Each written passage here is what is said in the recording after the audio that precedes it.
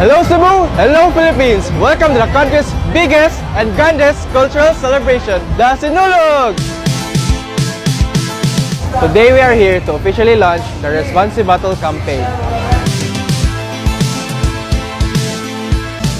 I am Responsibattle and I am committed to do the 3 easy steps.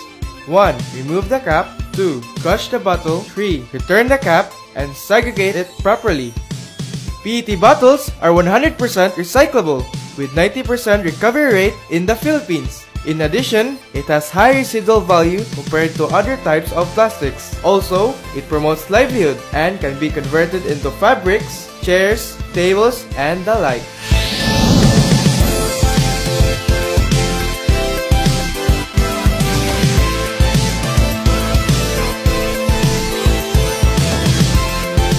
We are glad that Digital Spring is helping Cebu City government in our campaign on the plastic bottles.